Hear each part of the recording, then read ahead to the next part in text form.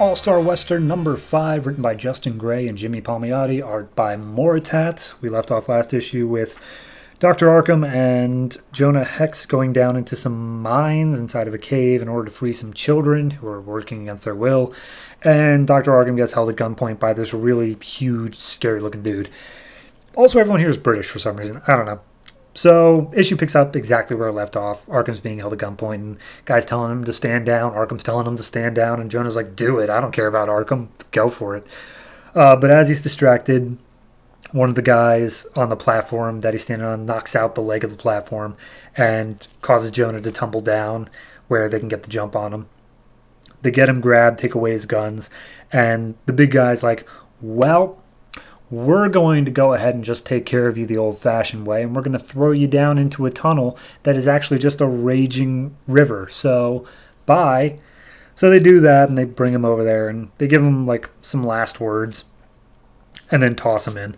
And it's told from Arkham's perspective of just the swirling and how he's unable to swim or catch his breath or anything like that.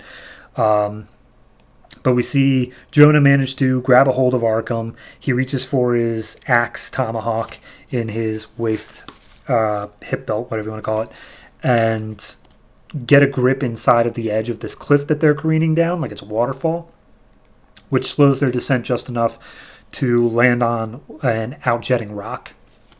And Hex has got a hold on Arkham, and he's trying to pull him up, but Arkham is just complaining and whining and quite literally, quote, I fear I've soiled myself.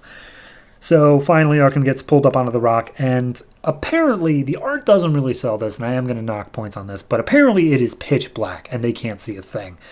So they get pulled up onto the rock, and somehow, despite the fact they were completely underwater, Hex has some dry matches. They try lighting it, and Hex looks around as Arkham is just constantly complaining this whole time. And as Hex is looking around trying to find a way out, he just eventually just stops, lights another match, lights a cigarette with it, and he's like, yeah, we're trapped here. And Hex is freaking out, or Arkham's freaking out on Hex. He's like, what do you mean we're trapped? I always thought you wouldn't give up and you would find a way out. No, you're nothing but a letdown this whole time. Oh, how dare you, blah, blah, blah. And as he's complaining and whining, there's this loud scream of Kia throughout the caves, and they're wondering what it is, and they see some torchlight up above, and they realize that it is some sort of old tribe or something, an uncontacted people. Arkham says that they are the lost tribe of the Miyajani, who apparently they filed their teeth down, and they just start throwing harpoons and spears and attacking them on this rock. And Arkham's useless still, but Hex starts throwing around, starts fighting them and using their own weapons against them, knocking them off of the rock that they're standing on. And as he finally gets, I assume, all of them defeated, he grabs one of the torches that was left on the ground, and then, again, knocking off points here, just walks up a staircase. I guess they made it seem that they needed the torch in order to see it, but it's just a staircase. It's just there. I don't know. It came out of nowhere, and they don't explain it either. But either way, they make their way across a rickety bridge and whatnot, and they reach this just impassable wall, just straight up. But there are tiny little notches in it, and Hex is like, we're going to have to climb.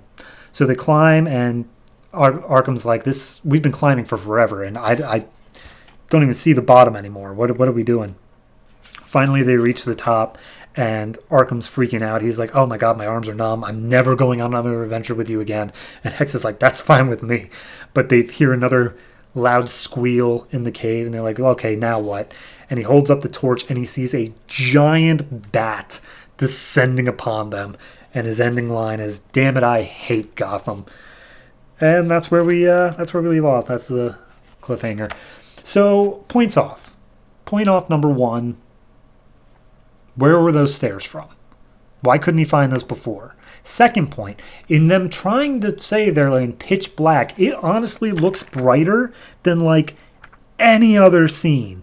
Like, there are scenes in this book that take place outside at night when there's still just ambient lighting, and they look dark. You can tell they take place at night. This one takes place in a cave, a pitch black cave, and it looks the exact same as any day scene.